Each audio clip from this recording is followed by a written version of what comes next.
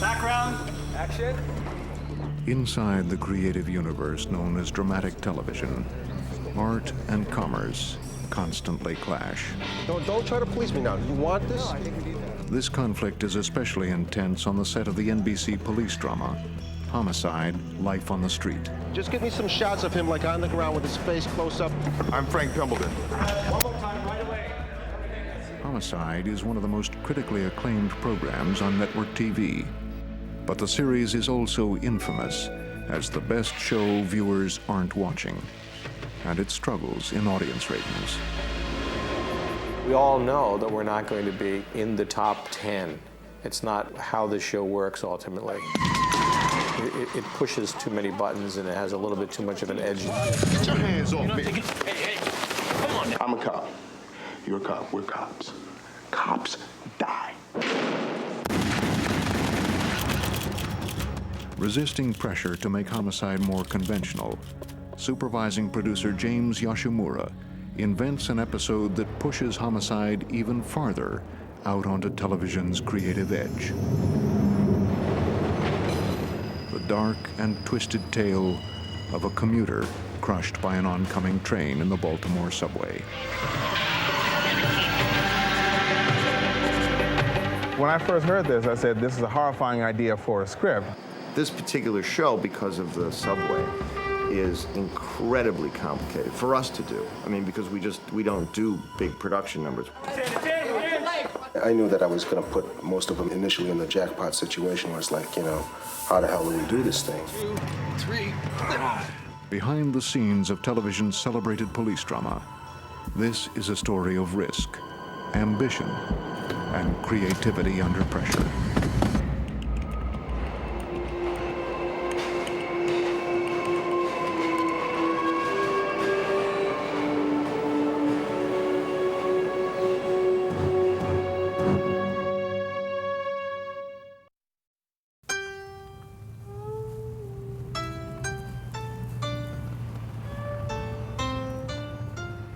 Homicide, Life on the Street, was born on the streets of Baltimore.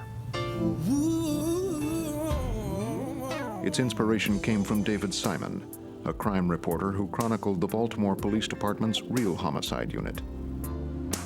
Broadcast rights to Simon's award-winning journalism were acquired by Baltimore native and Oscar-winning filmmaker Barry Levinson, who made it the Bible of his television series. David Simon is now a writer and producer on Levinson's homicide drama. I was sort of interested in the idea of the demythification of the American detective. He's become sort of a mythic character in fiction. And from my time as a police reporter at The Sun here in Baltimore, I'd come to regard it, as I think a lot of cops come to regard, violence as being particularly ordinary. That's like the greatest lie, I think, in dramatic TV is the cop who stands over a body and pulls up the sheet and mutters, damn, and, you know, and looks down sadly. I mean, you know, to a real homicide detective, it's just a day's work. Simon considers Homicide unusually faithful to reality. I mean, there have been some moments that are remarkably pure that have gotten onto NBC. And I mean, one in particular was where Robin Williams starred as a guest star. His wife got killed. And there was a moment where the detectives were talking about how much overtime they were going to earn off the case because it was a tourist that got killed. I am telling you, I am going to rack up the overtime on this one. This funny to you? You'll be able to put news. It's a big joke, huh? I want him off this case, okay? I don't want him anywhere near my family. Look. And that's a conversation that would happen. It would happen in any homicide unit anywhere in America. And when I saw it actually being acted out, I got a real kick in the pants because I thought, wherever they are, homicide cops are watching this and they're cracking up because they know how true it is.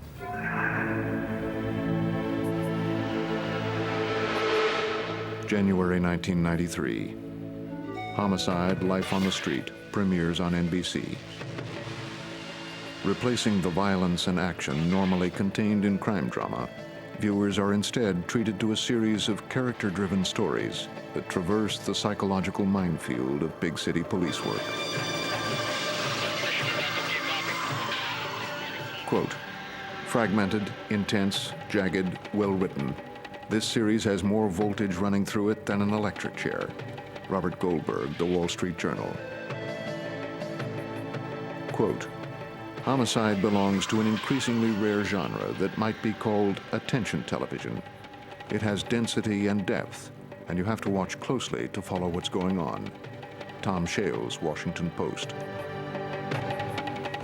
Although it was unconventional, the concept for Homicide was championed by the president of NBC Entertainment, Warren Littlefield. We looked at this piece of development called Homicide, Life on the Street, and we said, this is special. And if we can, we ought to be able to protect this. We ought to be able to hold on to it, because these shows just don't come along all that often.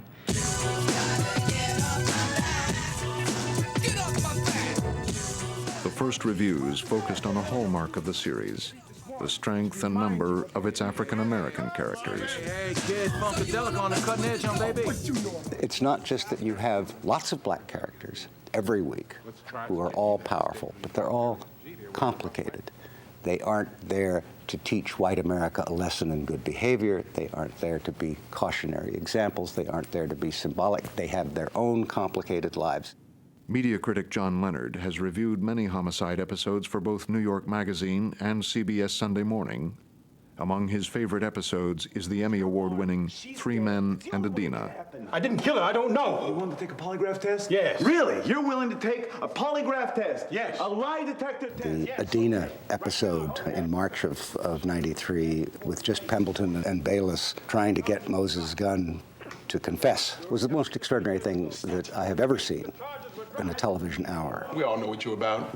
Just these 3 people, and the overflowing black ashtray, and the coffee cups that seemed to be filled with amphetamines and spiders. You got this one rule, don't you? This one rule which must be one followed. rule that's got to be obeyed. And we all know The tension built up and the reverse torque of the 2 cops, and then when Gunn himself went after them and found their weak points and completely reversed the psychology of the show, and they did not succeed. And I looked at that and I thought, that's better than Ariel Dorfman's Death and the Maiden on Broadway. That's better than a number of Don DeLillo novels about what happens to men in small rooms. This was really wonderfully achieved.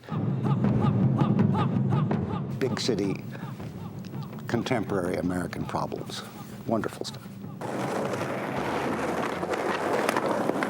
Baltimore police! Put your hands behind your head! Behind your head! Get a hold of money. Bowline to Pembleton, Quisecki, Bayless, Lewis. We've got a red bar. I need them all rapido. For the next 5 seasons, NBC's Homicide, Life on the Street consistently tops critics' favorite lists, but it struggles mightily to find a mass audience. Tweety, 22 years of age. In television ratings, the show usually finishes 3rd in its 10 p.m. Friday time period, behind ABC's dominant 2020 News Magazine and the CBS police drama Nash Bridges. Marvin, you have the right to remain silent. Although personally, I don't feel remaining silent's all it's cracked up to be. Critics suggest that by putting out the best-written, best-acted cop show week after week, the Homicide producers force NBC to admit that Homicide is just too good to be canceled. You are the shooter. But that was before Nash Bridges became more popular, and before Homicide's advertising revenues were estimated to be lower than any other drama on network television. In July 1997, after 5 acclaimed seasons, NBC finally gives Homicide's producers an ultimatum. Hey, Tony, you know how the gas chamber works? Become more popular than Nash Bridges, Man, I ain't going out like that. or be canceled. What's happening?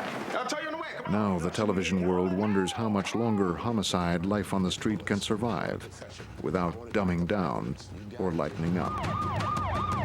Baltimore police.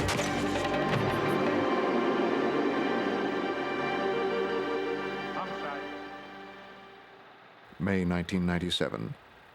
Outside San Francisco, at executive producer Barry Levinson's production center, the creators of Homicide confer on stories for the upcoming season, to premiere in October. Today, what we'd like to do is talk about specific stories, though we're not going to get into too much detail.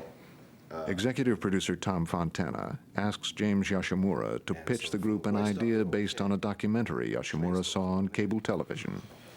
HBO's got this taxi cab special thing, you know, where they throw the camera up and thing. And I was watching it one night, and this middle-aged guy got into the cab, and the cab driver says, "What do you do?" "I'm a cop with, special unit of NYPD." And the guy would say, oh yeah, what do you do? So I would respond to like hostage situations and bank robberies. And I'm sure you could tell some stories. I forget it. Cab driver says, come on, tell me, what's the worst thing you ever saw? I mean, I've seen every conceivable way a person could die. I've seen. Really? Numerous times. What was the most, like, upsetting thing you ever saw? When a guy gets hit by a train, not run over by a train, when he gets stuck in between the platform and the train. They get pushed and they get stuck between the platform and the train. And generally they get stuck from the waist up. It spins you around like this, okay? And you're stuck like this. All twisted up. You're all twisted up. Oh, God. Now what happens is, when I push that train off your body, the bottom part of your legs spin back this way, and all your guts fall down, and you die in less than a minute, you're dead. We go down and we have to go up and tell this guy that he's gonna die. And he can last from 20 to 40 minutes. 46 minutes. 46. We'll expand time a little bit here, Tommy. That long though, that person was yeah. alive for that? Yeah. As long as they don't move Yeah, the they stay train. alive as long as the pressure is... Knowing that they're... So... Cut to a commercial. Yeah. So I heard that and I said, that's a perfect homicide episode. So our guys are called there because it is a homicide. Somebody's been pushed. Right. It's considered a pushed. homicide. I mean, this would be considered a homicide because, you know, the guy's going to die. So there's a kind of a race to get somebody there before because they're going to say in an hour, 40 minutes, we're going to pull you out. They're getting pressure from the transit people, right, to get the trains moving. Yeah, that's part of it too. Because the heart of it is the guy's going to die anyway. Right. So there's that kind of... I think there probably is such a thing as a Jim Yashimura story. All of his episodes, and there may be some exceptions that I'm not thinking of, have had one central storyline. I slipped and I fell against him. I didn't push him. And so they get this kind of Rashomon thing where people think they saw something, but they're not quite sure. So then I saw the same HBO special that he saw, and although that story stayed with me because the image was so vivid, I didn't think of the idea to write this episode. Now I kick myself, you know? I mean, it's a real emotional thing that's working. I mean, thinking about a man in the last 20, 30 minutes of his life and whatever that's about, whatever he's dealing with and past up until now, the investigation of that. I would look at the Subway episode as a throwback to kind of early television. They used to get an idea, you know, played it out rather simply, explored, you know, the human condition and what that phenomenon was about in a very simple kind of manner, and said, look, let's just rely on that. Let's rely on the performance and the writing. So their whole thing is they go up and they tell the guy, you know, you're going to die, and they try to rush to find a loved one that'll say goodbye to him. So, but basically they want to just get this done as quickly as possible. However you end it, but there's something interesting if you're up on the street level, and then you hear the sound of the train and the roar underneath your feet. That's when the train started to run again. Oh, you are cold, man. You know, we all work on all of the scripts, so there's a lot of pride and a lot of shared feeling about the material. I mean, there's never, it's all our show, so there's never a sense of, well, that's your script, I don't care how it turns out, or we all get involved and get feeling very proprietary about everything. Right. Or more people are coming in who didn't see anything are just like, what happened? What happened? Right. You know. Right. So there's got to be a moment where Hamilton tries to seize control of everybody. We're very lucky because we've been given a lot of freedom by the network to do darker stories. They give us pressure about it. I mean, they're not happy about it. You know, they want every murder solved.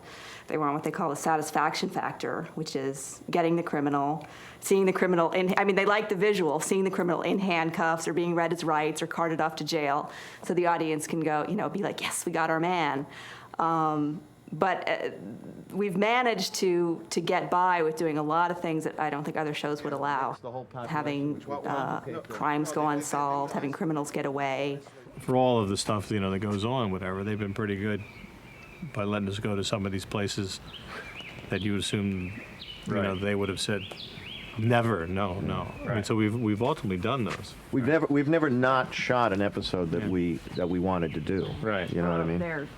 they're not hesitant about saying, don't do anything like that ever Yeah. again after it's on. Is this episode particularly dark, and do you think you'll have any kind of trouble with NBC? Every episode, we have trouble with NBC, so this is no different. I mean, we fought that bad. We've had 5 years of that, so it doesn't matter. We promised one. Before Yoshimura can commence screenwriting, his concept must first be blessed by NBC during the network's preseason Homicide meeting. This was one of the stories that was pitched, and I think we had the classic response of a network programmer. Oh my God, this is scary. You know, they were very enthusiastic about it, strangely. And I think we come off of that an immediate kind of kick right into the solar plexus, and we say, well, it's also very intriguing.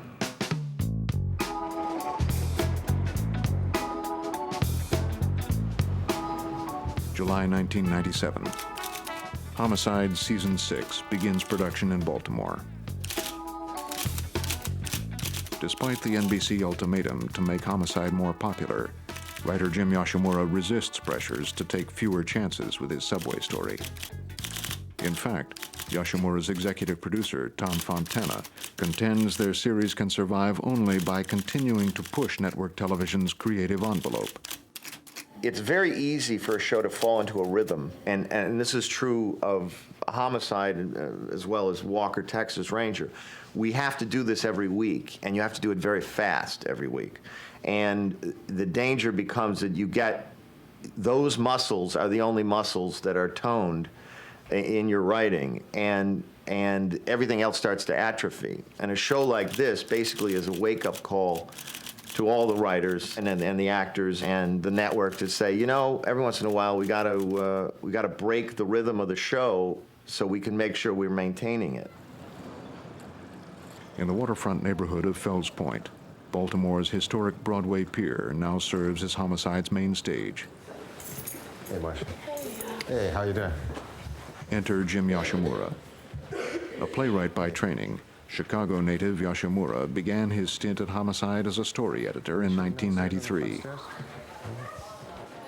He rose through the ranks to writer and producer, and is now one of 2 Homicide supervising producers. Yoshimura has day-to-day, series-wide responsibilities during Homicide's season of 22 episodes. The Subway is the only episode he will author this season. It is scheduled to lead Homicide into the critical network ratings period known as November Sweeps. I agree with you, Pendleton. Glory be and hallelujah.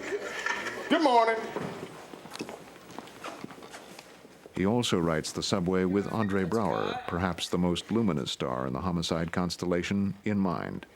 I know Andre socially, and when the idea came, I talked to him a little bit about it. And he just said, let me see the pages. I can't wait to see the pages, but I have to see the pages first before I respond, which is, that's smart of him. The whole message the sentiment is still pure. Well, when I first heard this, I said, this is a horrifying idea for a script, because I thought for sure it would be lurid and sensational and overwrought, and somehow some elemental and wonderful sort of television lesson would arise from it, which frankly nauseated me, the idea of that. But Jim says, it's me you're talking to. He says, I'm not going to do that kind of script. Based upon history, of course, he's not that kind of writer, so I have to trust him on that level.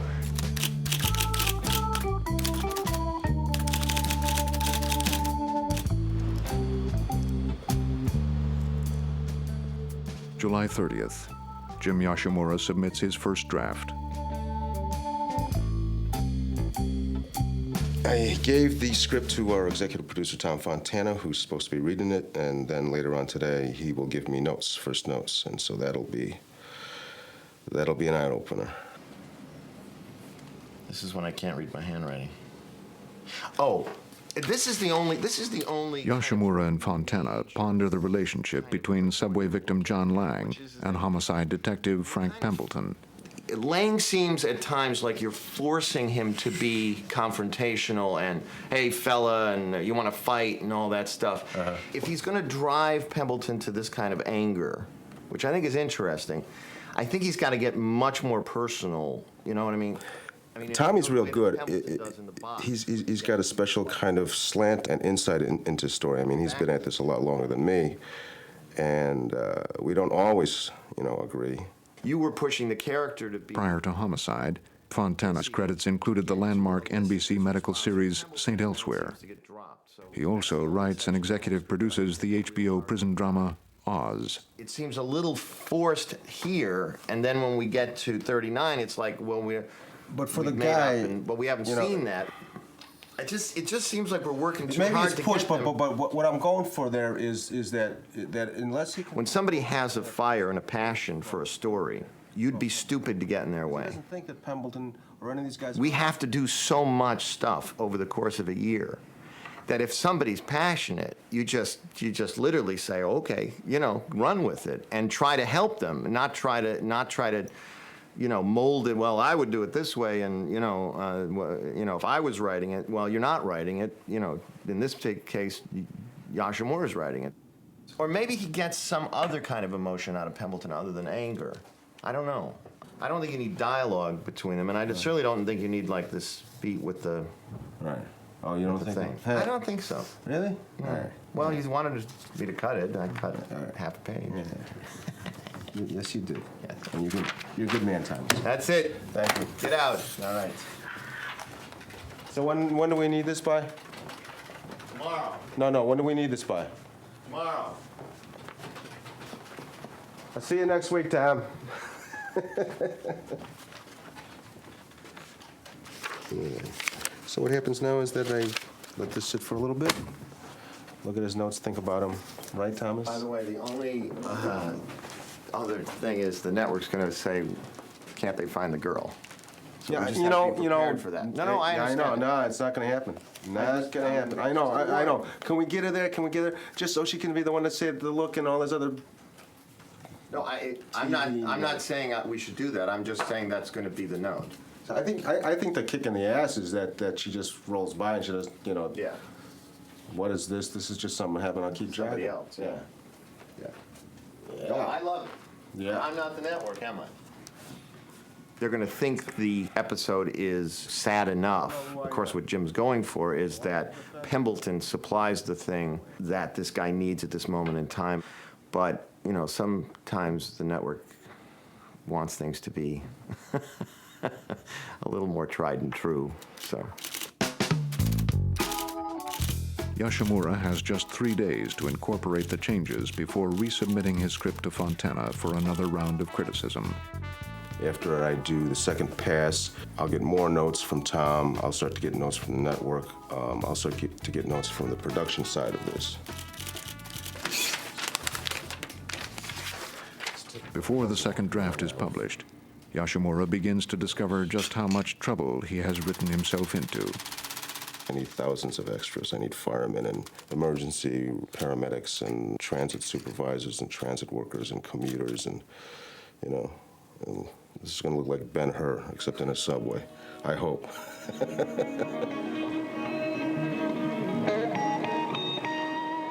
First, he learns that the local transit authority is reluctant to feature its state-of-the-art subway system as the scene of a gruesome accident.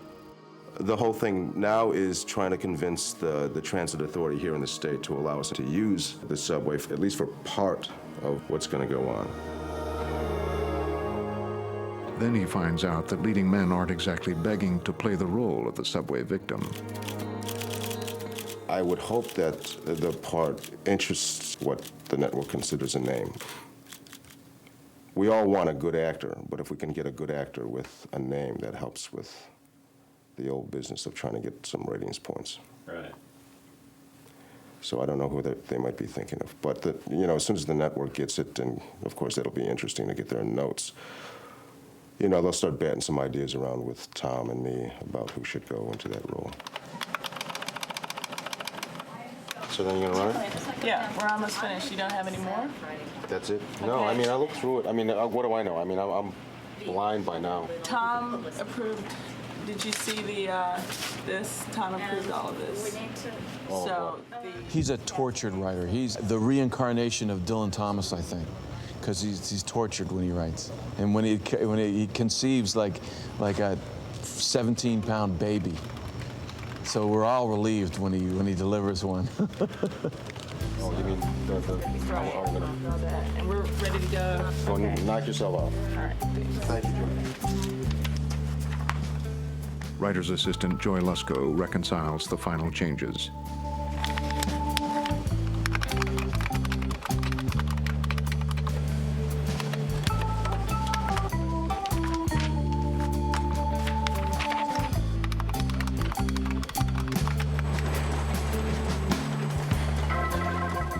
Just one day before production is scheduled to begin, the all-important shooting script is completed. After the script gets to the point where we publish it and say, you know, this is what we want to shoot, then I have to basically give the script up. I mean, it's not mine anymore. It belongs to production. It belongs to the actors. It belongs to the director. And that's where it goes. Now, then it's just one of 22, you know, episodes. Then we just try to get it done on time and within a budget. Homicide writer Jim Yoshimura now puts on his other hat, that of supervising producer. David Simon will co-produce the subway episode with Yoshimura. So here's the script, Jim. You can tell me everything you hate about it and why it's impossible to do. I would love to hear this. Simon's going to be They meet with co-executive producer Jim Finnerty, who tells Yoshimura he just dodged a bullet. You really got lucky on this one. You really got lucky. Big time lucky.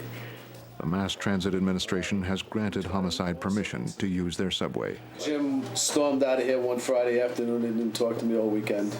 Well, that was before I finished the script. All I said was, let me finish the script, I'll show it to you guys, and then you guys figure out whether or not it's possible to do, and all I heard was, no, right away, before I even finished it. There was a great possibility that there was going to be a no. I mean, what would have happened if we had no? It was too late to build the train. Teaser, right? You're not even into the story yet, and then all of a sudden you guys are saying, we can't do this. Jim, seriously, I can't hear it's impossible before you finish the script. Let me finish the script, then you guys say it's impossible, but at least I get a sense that I finished it. No, you weren't saying it. You have to compromise it. Your art department was saying to me that was impossible. Yoshimura pushes his luck, asking for 10 times the number of extras Finnerty normally grants each episode. So, Jim, the big question I have for you is, do I get the extras? Well, once the guy gets hit by the train, you don't need extras anymore because the cops push them all out of the train station. No, they're lingering. They can't let, it's in the script, they can't let the people go. We'll change that line in the script. You're not going to get 300 extras for 5 days. What's great about Jim Finnerty is that he has it in his head. I mean, he has the visual in his head and he has the practical in his head. So he's going to sit down with Jim and he's going to say, we can't do this, we got to do this, how about this? And the two of them will work out the logistics of it. This particular show, because of the subway, is incredibly complicated for us to do. I mean, because we don't do big production numbers. We don't do, you know, MGM musicals, and this is really the Homicide version of an MGM musical. August 15, the first of 7 pre-production days. Yoshimura's Baby will be delivered by Gary Fleeter, a rising California-based feature film director with whom Yoshimura is not acquainted. This is his first time on this show, and first-time directors tend to come in, and because they're feature directors, they think everything's possible, and it's going to be the pace of how much he's got to shoot, how many pages he's got to cover per day. That's the first big shock for these feature directors, because they're used to moving at maybe 1-2 pages a day tops, and we're going to ask them to move better than 8 pages a day. You know, they're going to go, whoa. This script, I think, came my way. I think they felt, given my work in the past, that visually that I could somehow maybe bring some elements to the show that might elevate the show. I think the show has its own sort of style, sort of a verite style, so I really don't know if I can transcend that. I mean, I can sort of help move it along and sort of add a layer to that, but I can't really change the style of the show. So we keep trying out new directors every year, so you never know who you're going to get. From supervising producer Julie Martin's vantage point, the courtship of new directors is crucial. How we usually work it is the director comes in and he's there for a week of prep. And the first step is having a tone meeting with the director where you go over the script and tell him what your vision was. Actually, you can get on top of the train too, right?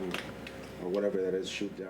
You know, the director's here and it's the director's set and it's his show. You want to be respectful of that. But the goal is to really, to get the director on your side, to get him to see the light, that you know how it should be shot and you know the intention of the scene. Yeah, you're going to I don't know, what do you think about that? Because I can put lines in there. I'd say Help keep it you out with quiet. the I'd say sound. keep it quiet. Yeah? All right. If you shoot this way. Where's Bayless going to be now? Shoot this direction, you can get. We'll just try to get square on what the story is and what the moments are and stuff like that. You know, he'll invariably have his own ideas about how he sees things and what should be happening. 7 people, how many people? 6 people? 7 people? Yashimura's vision is immediately being revised, beginning with page 1, scene 1, the prologue during which rush hour commuter John Lang gets trapped in the subway. Is that your understanding how you do? So my thought was to have a great prologue, and I really pushed to storyboard the sequence and design the sequence and make the sequence as stylish and riveting and compelling as possible. Pre-production week, day 2. Fleeter and Homicide production personnel survey the subway location. It's a great location. You know, it'll be safe because they'll turn off the... Without knowing the dimensions of the guest star, art director Vince Perenio offers no guarantees the accident will look real. This is the only space in the train that we really have that a person could really fit in. So we're making a dummy that goes in between the trains that look like the car continues instead of having a big space. So it looks like a person could truly get stuck in there. But it's a bit of fakery on our part. What my proposal is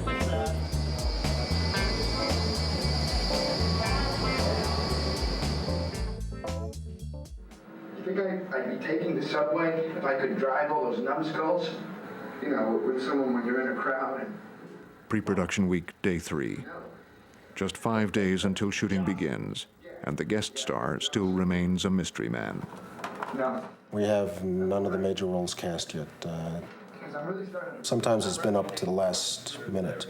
It's network television. It's one of these things where, you know, actors aren't exactly jumping for parts. It's more like we have to cajole and persuade and beg.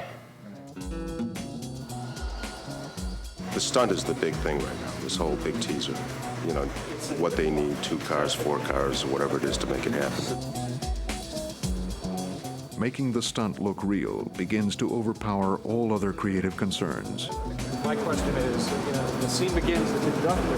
The train's coming at us, right? It's going to come from... Homicide stunt coordinator George Aguilar choreographs the accident. when they get tangled up as the car's going by, Yeah. one guy could just brush it and fall back this way, and the other guy fall back. Day 4. Yashimura receives comments from NBC censors.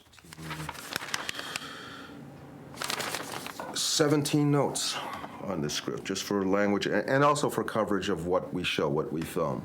But, I mean, look at this. I mean, usually we have like 3 or 4 notes. All right, the supervisor. Instead of haul the guy's ass out, just say haul the guy out. And take another ass out. Lang in the middle to Tolson. Just cut the, it should go find another train and throw yourself in front of it, all right? So cut your miserable, stupid ass. So I gave him 1 ass back. 49. Change assholes to bastards. Oh, candy ass is dead. All right, that's all right. All right, so now we've given him. All right, now let's go to the bitches. I gotta give him half the bitches back. Who says miserable bitch? He says miserable a lot. Wait, did I cut the other miserable? Yeah, you did. Where it says, why am I even saying the son of a bitch? Why am I even saying the twerp's name? Bitch, jerk, horse's ass, bird turd. I keep looking at it for the Baltimore that I know, the streets that I know, the way people behave, the way the crimes work, the way the detectives work. And whenever that gets cheated on, there's a little switch in the back of my head that goes, you know. There's no way that detective could have made that speech without cursing 4 times. You can't write to what you think the standards people are going to be offended by. All you can do is try to go in there and try to write the reality of the situation, and then it's a matter of, this is all part and parcel of network television. Always cosmic zip. So it's the big ass. Just say what's the con? Censorship discussions between NBC's Standards and Practices Division in New York and Homicide are off limits to recording, but Yoshimura's subsequent conversations with executive producer Fontana are not. I did that, lose at least half of the 8 bitch mentions. I did that. Everything else we've agreed on except for this page 51 where Pembleton's speech. Page 50, which says, take a dump, you ever have to take a crap when you're flat in bed? All right. They hate the word dump and crap? Yeah. Now, let me ask you a question. If you could have, because here's what we're going to get to. I'm going to get down to with her either maybe I'll get dump or maybe I'll get crap, but I won't get the 2 back to back. I was willing to do that with him yesterday. I said, listen, if you get, I'll tell you what, I'll take a crap out. You got to give me at least the first take a dump. Meanwhile, director Gary Fleeter gets all of 1 hour to scout his primary location with a Homicide technical crew who will realize his vision. The thought is to do a shot like this, Alex, shooting down this way, and actually have Lang bounce off the car, twist, and fall into A Homicide, we get hour to a maximum of 2 hours for a tech scout. So it's the one day, really, that the working crew, the lighting, men who are in charge of the lighting, logistics, and the grips, and getting the equipment here and how to make the shots work, get to see the locations. This is their one chance to see the location. The stunt man will be padded up, will basically sort of hit the train car, okay, and then roll and go in through those doors where there'll be some padding on the floor for him to fall. Transit officials still cannot promise that subway movement will be permitted. We're going to have to defer, once again, to the safety department to make sure that to give us permission to do that. Back at the writer's office, just 3 days before shooting begins, Yoshimura is still without guest stars to fill his 3 key roles. It's kind of ironic is that when you're not trying to cast a big part with a big star, you can get the big star. But when you try to go out and get a big star for a big role, it's so I don't know. It's all Hollywood to me. At day's end, the casting drama is finally resolved when a screen actor who is not quite what Jim Yoshimura had in mind finally accepts the role of subway victim. Vince D'Onofrio is doing it. Yes, Brett called me late last night. I thought I left that message with you, but I guess I didn't. Oh, no, last I heard we were still waiting. Yeah, no, we got him, and so everybody's happy. Okay, and Bruce McVitie is playing the guy who pushes? Yeah, he's playing Beedrin. And then the woman part, who are we talking about for that? I'm just looking at tapes that Brett sent down. Okay. All right? Anybody? Oh, you haven't seen them yet? No, I was just watching them when you called. Okay. Beyond the breadth of D'Onofrio's range as an actor, Yoshimura's more immediate concern is the size of D'Onofrio's waist. Hey, Shamit? Yeah? Did Brett ever get back to you about how big this guy might be? No. I'll call him right back. I'll call him. I got him.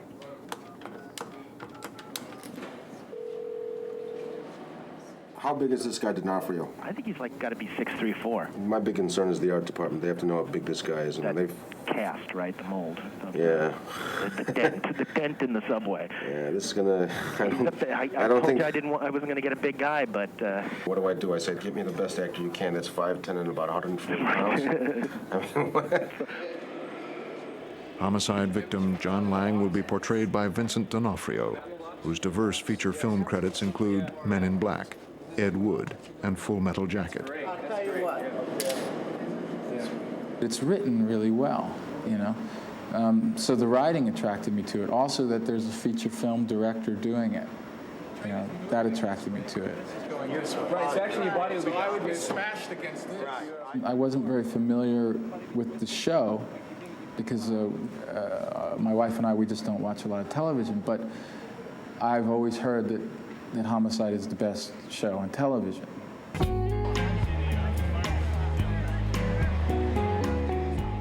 August 26.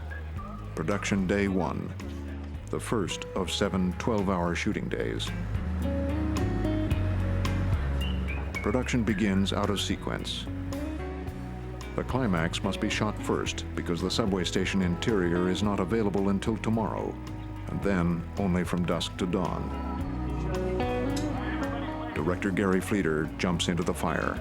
7-day shoot, 12-hour days, no rehearsal. That's tough.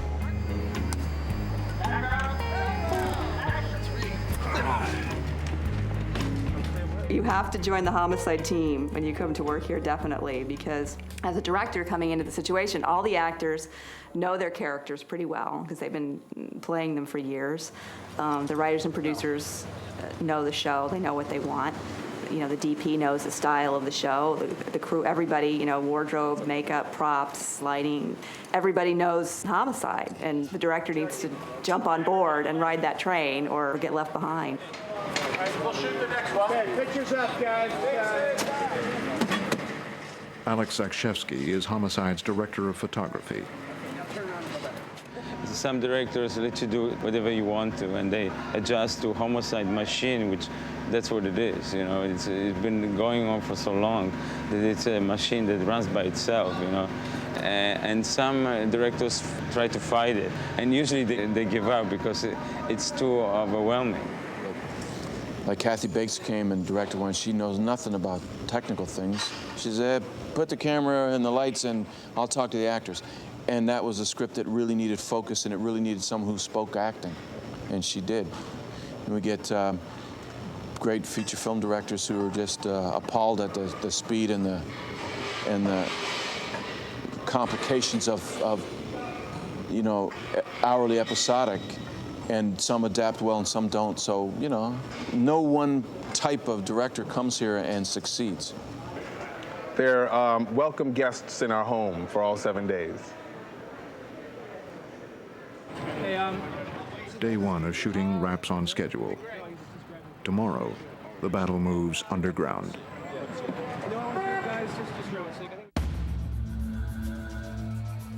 Production day 2.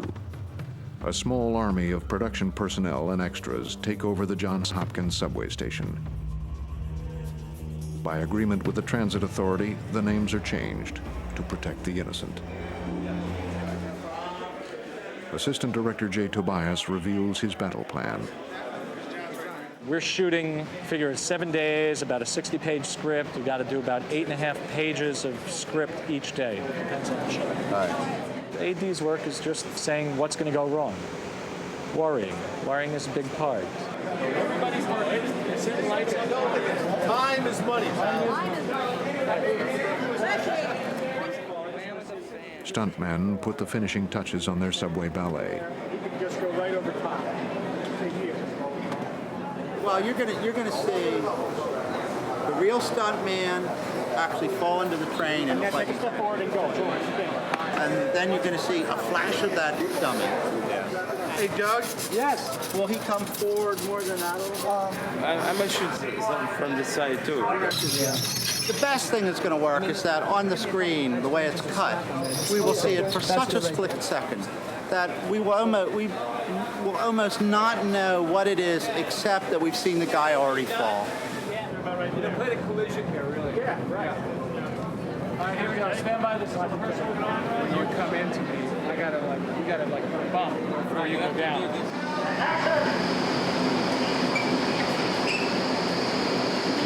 Cut! Yoshimura's accident is now waiting to happen.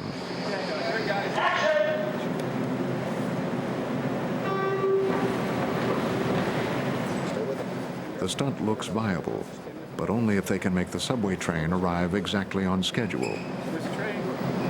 No train. No train. Cut it! It's done. It was great, except for one thing. Action.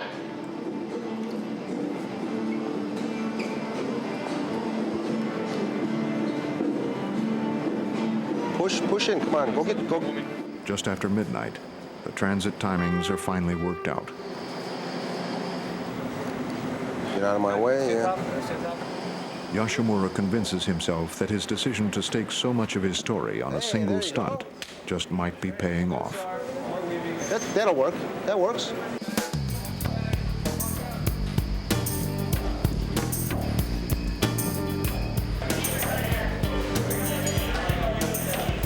Just give me some shots of him like on the ground with his face close up. How's your time? Should weave in and yeah.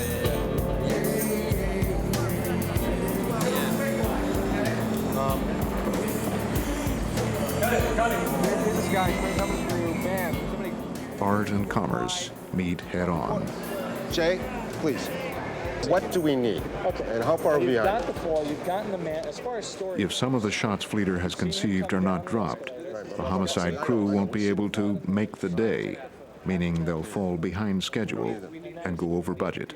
You willing to give this up then? Well, we can give it up. I think we need it. No. Tell me. Don't try to please me now. You want this? No, I think we need that. All right, we need that. So we got to get it tonight then. When they're setting up this, you can pop this off. You can just pop this off. Technically, this is the toughest. This is the toughest day. Is that Bedrin? Yeah, this. When we wrap up the stunt here, I can relax a little bit. The next day, film editors will roughly assemble shots to confirm that the stunt will look real.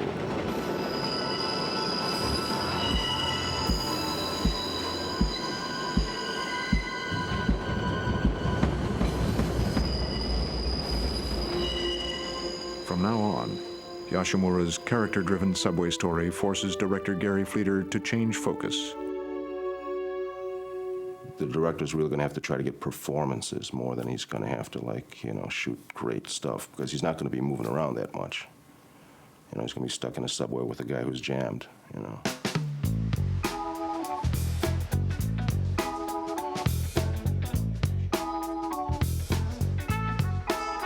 Production day 3.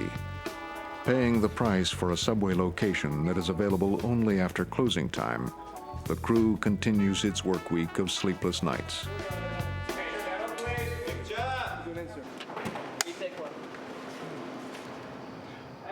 That's correct, Doctor. He's tachycardic. Initial BP was 90, dropped to 84, but after... Some homicide regulars finally arrive on the set, led by Andre Brower. Mr. Lang, I'm Frank Pimbleton. Whatever you say. I'm a detective. A cop. Right. I've talked to the cops already. Mr. Lang, I have to ask you some questions. Dialogue and performance take command in a classic theatrical style, This woman every 2 seconds. but not without a high-tech assist. Cops already. I'd like to talk to whoever's gonna get me the hell out of this. Homicide is a very free-form. DP puts the camera on his shoulder, and he doesn't necessarily do exactly what you rehearsed. Mr. Lang. A lot of time he's got to feel what the scene is. Sometimes if an actor does something interesting, he's going to go with that. Right. And you may start out as a wide shot and then move into close on Andre, and then it's moving up, and all over a 3.5-minute scene, that shot is constantly changing. He's zooming out, maybe getting in closer. The only way for a director to really know what the shot is, know what he's gotten into the can at the end of every scene, is to have video assistance. Oh! Cut. One more time, right away. Just thinking ahead, once we have this, we'll just drop back and just do the top of the scene to get the wide shot, and then we're done. Even though we got it kind of wide when we were Well, I just on want to the get back track. here and get one of our nice, just the first half page of the scene, then, What about Bedrin? Should Bedrin be showing what appears to be remorse? Take after take, the episode producers challenge each other's perceptions of reality. Yeah, shot. What happened? What happened? Somebody tell me what happened. This is what, just fragments. That's why it should just be fragments. I don't know. Sometimes I'll have very specific notes to deal with structure that I think something could work differently, or, hey, here's an element, if you introduce this, it might be even better. And you got to keep an open mind, because if you're wedded to the absolute image that came out of your typewriter or your computer, you may miss something that somebody else brings to it. It is collaborative. You were pushed. You see who? What, I got eyes in the back of my head? I'd be like this? We got an Einstein here. The thing about Jim's script is I get moved by them just reading them. And then I've seen so many episodes of his produced over the years, but they're extremely moving, but not in the typical way. Could you give me a description of Sarah? Huh? Look, I don't need this stuff. Oh, I don't need this stuff. This is a goof. Huh? And there's something painful about watching somebody who knows they're going to die. Why's today gotta be Friday? One aspect of the script is my character finding the courage to stay, you know, find the courage to give myself. And it doesn't happen in the first scene, it doesn't happen in the first act, it comes together at the very end. Stand by. Background. Action. So I'm laying there in that hospital. This is your stroke? Right. You're kind of young for one of those, aren't you? I get this hellacious headache, and next thing I know, I'm waking up with some nurse's face in Maryland. And I keep asking myself, why me? You believe in heaven? Huh? Are you going to heaven? Why, you want a priest? You know, a priest would be kind of putting the kibosh on my, well, whatever good karma I got going right now, you know? These scenes are written so well that it would have been nice to have a couple of days to rehearse, you know, the whole piece. This way all the actors know the beats and know what to hit. But at the same time, the speed of the way they do it, the shooting, creates a spontaneous approach to it, so that when you're doing it, you kind of are fueled by the velocity of the way things are being done. And it creates a kind of spontaneous work. What's going on? Mr. Lang, can you hear me? Where are you at? Mr. Lang?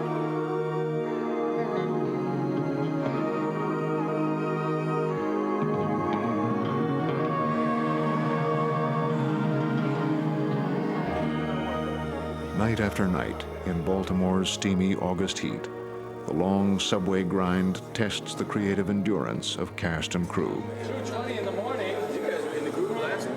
Cinematographer Alex Zakshevsky admits to frustration. I'm left with, I don't know what to do. It gets chaotic. I understand. Okay. All right, so, but have you told him that? Have you told him that you're confusing the shit out of me, or do you want me to tell him that? No, you tell me. All right.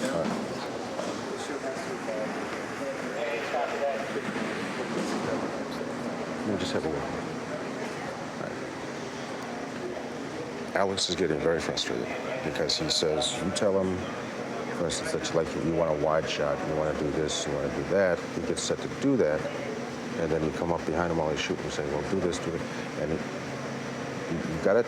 I know you're watching the monitor, and you think you can swing over and all this. Once you tell him, I'm just telling you so that you can get what you want. The best way to do this is to tell him. When I was an altar boy, I served a priest's first mass. I found that recently in a drawer, some 20-odd years old. So there's a heaven? Well, I'd like to believe there's a hell. This job, I've met up with some very wicked sons of bitches. Every episode's got its ups and downs, and, you know, you get your moments. But last night, that scene between Andre and Vince, it was just one of these scenes that makes it worthwhile. Where are you at? Why did Mr. Lang? Mr. Lang, can you see me? She'll be here. Oh, don't you worry. BP is 80 over 50 and dropping. Move out of here. Okay. What is your name? I'm okay.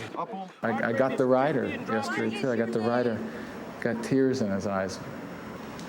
It's good when you get the writer, you know.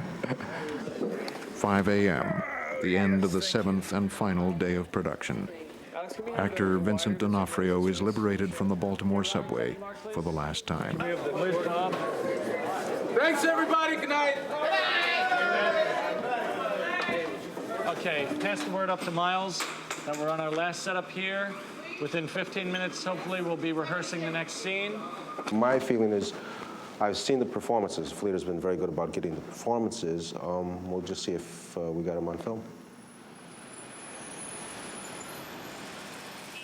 Homicide: Life on the Street is edited in New York City at the series' Manhattan facility. What? I don't know. It was them saying it, not me. It's supposed to be a place for people who have problems. After several days alone with the subway episode, staff editor Jay Rabinowitz collaborates with Gary Fleeter on the director's cut. Good cut. See what Yash thinks of that one. Who are you? You are dead to me! Easy, Mr. Lang, easy. Directors like Fleeter are given only up to 4 days to offer their input in the editing room. It feels like you're getting more crescendos in terms of the third act, the fourth act. I think it's a great But there's a kicker scene because My job's kind of over at this point. I shot the show.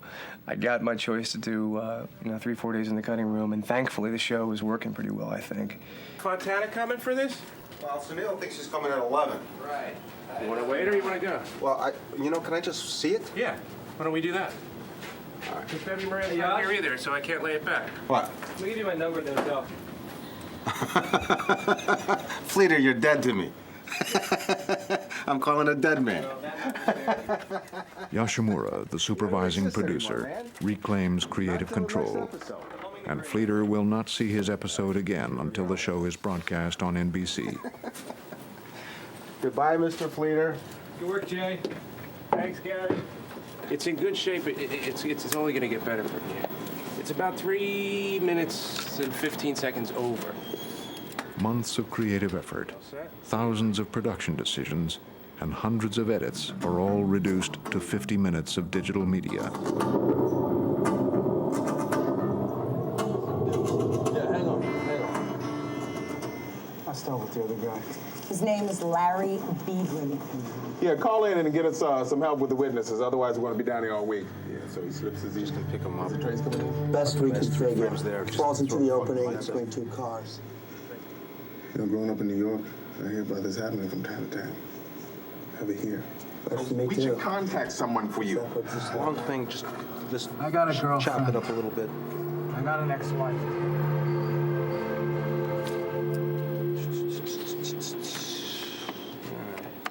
Yoshimura is not completely enthusiastic about the director's cut. Jay knows what I want. I just need it to be a lot more frenetic and chaotic at the end, and not so arty.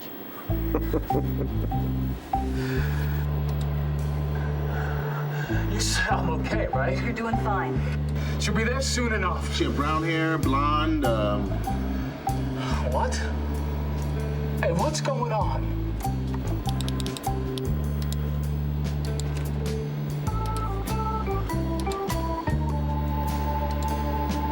All right, come on, just deep breaths. Sarah has what color hair? No.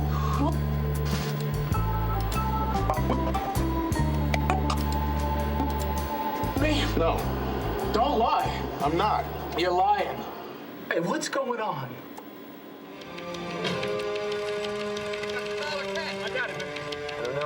I don't know what happened.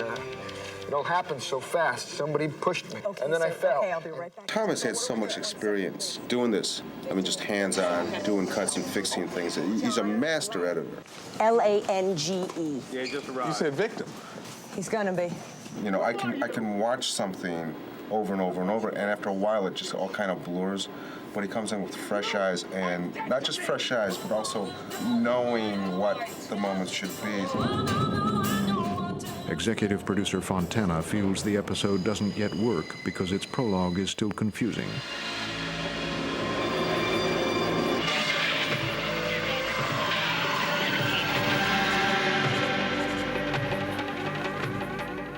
My concern is when we come at the very end and we're just on that kind of medium shot of him, I'm not sure we know what happened. You know what I mean? Is there a wider shot to identify the train? They did that as a pickup after the fact, and I think it's just a series of shots coming around the crowd to him stuck there. So there's a shot of it where it is, and then it starts to come around? Well, it comes around from behind the crowd to him struggling there, and people gather around. Why don't we do that? I can extend the tail of it. We'll try that and we'll show it to you.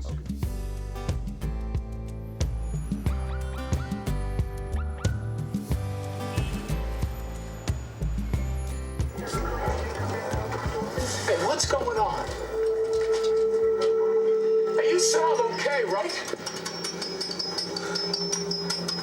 Well, how bad am I? Hey, what's going on down there? You doing something to your legs? 2 weeks later, mixing the audio tracks, Fontana, Yoshimura, and their staff sweeten the sounds of the subway to underscore the real-time nature of the episode. All right, come on, just deep breaths. Sarah has what color hair? No, you want to inflate your stomach like it's a What if we balloon, did this? right? As Come on. when she says deep breaths, if we could take the cue out and bring the announcement over. I thought you'd put the Yeah, when she says deep breaths, like 51, 50. Yeah, like 51. All right, come on, just deep breath. Sarah has what color hair? No, you want to inflate your stomach like it's a balloon, right? Come on, that's good, good, good, good.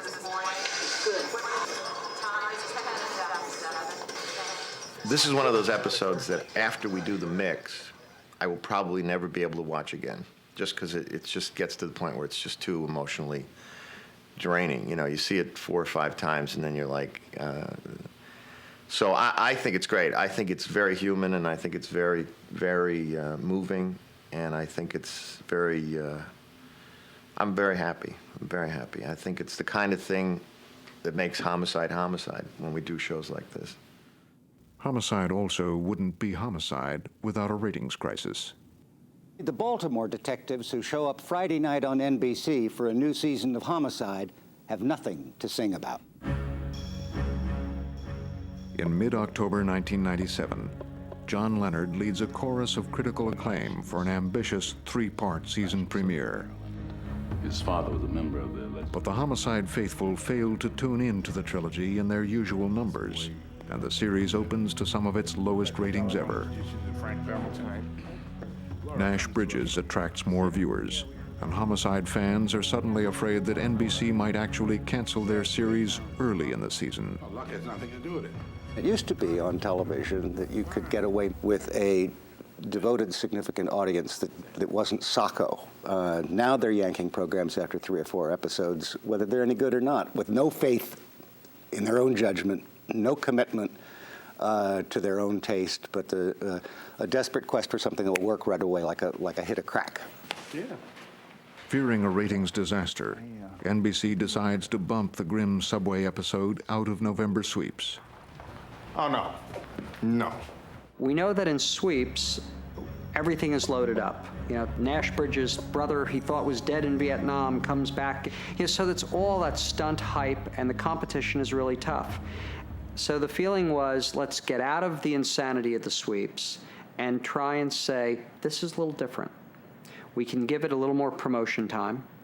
We can allow print media to take the time to focus on it. And hopefully, we'll bring more people to this episode.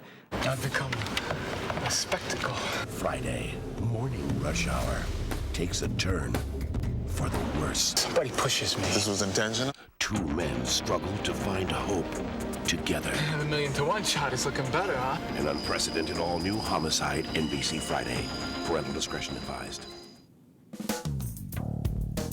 NBC's promotion strategy pays off. The subway episode, which NBC ultimately renames The Accident, is one of the most critically acclaimed dramas of the fall 1997 television season.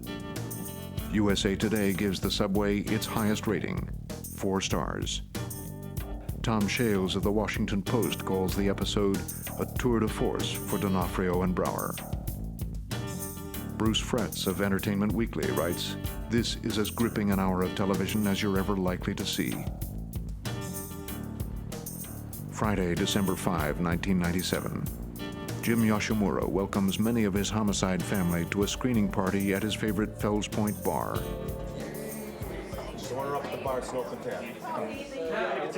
National broadcast is set for 10 p.m. on NBC. Got a very nice call from Warren Littlefield. He was very gracious. He says he's very proud of the episode, very proud of the show, and they're very excited. I mean, he was thrilled with the reviews, and I got a call from Barry Levinson. He's very happy. So, you know, it's kind of an up moment, you know. I mean, An unprecedented all-new Homicide, parental discretion advised. Here we go.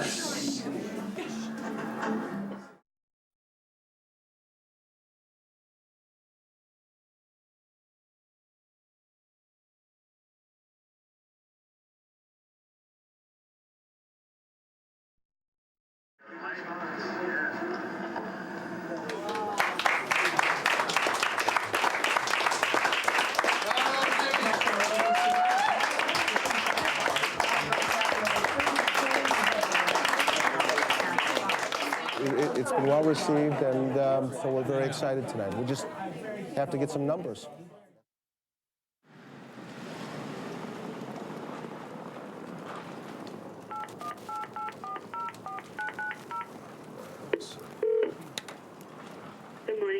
limited markets for Friday, December 5th in the order of NBC, CBS, ABC, and Fox. 10 o'clock, Homicide, 9.415. Nash Bridges, 7.713. 2020, 12.921. 10:30, Homicide, 9.816. Nash Bridges, 8.013. 2020, 13.923. Time averages. Oh, well, we did a 15-16, and Nash Bridges did 13-13. We're all right. That's a good one. That's a good one. We beat them by a couple of points each half hour. But see, this is very deceptive because these are the overnights now. These are the major markets. Now, the nationals, when they get it across the country, and you get the Midwest then, and we tend to do very poorly there. So he might actually come up and beat us in the nationals. And then, you know, then it's not good. After the national ratings are tallied, Homicide's subway episode is watched by 10.3 million people, but Nash Bridges is watched by 11.9 million. Jim Yoshimura's subway episode can be considered an artistic success, but a commercial failure. There's not going to be a happy ending to this program, and you knew that from the beginning. The usual payoffs were not there. It was a kind of despairing arc. But if you have 10, 15 million people watching it, you have those 10 or 15 million people getting an artistic experience that is as genuine and accomplished and crafted as anything they'll get anywhere.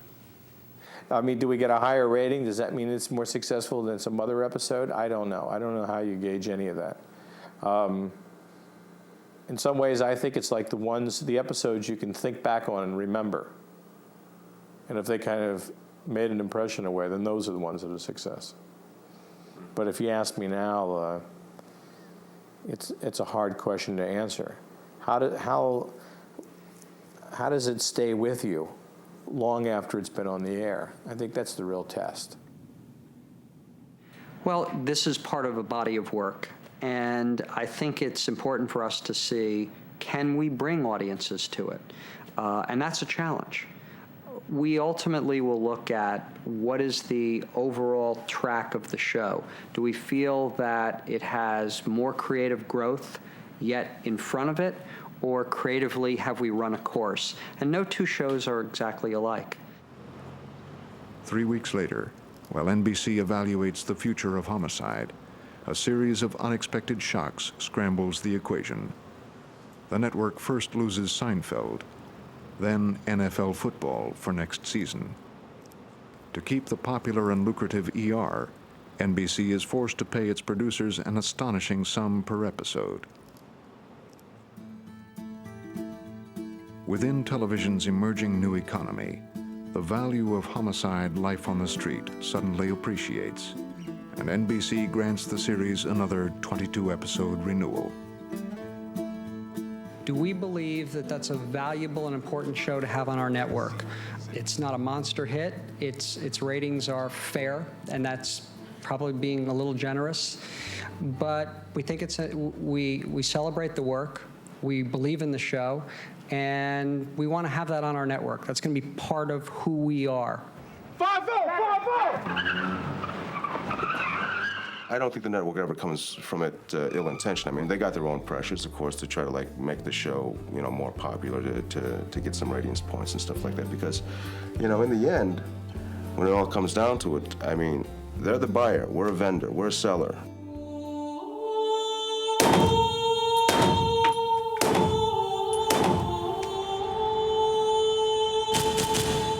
This is what we can do. This is what we know we can do, and we're just trying to do it as best we can.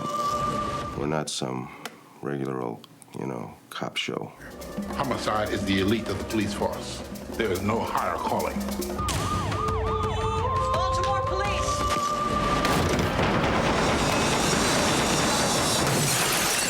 That's amazing.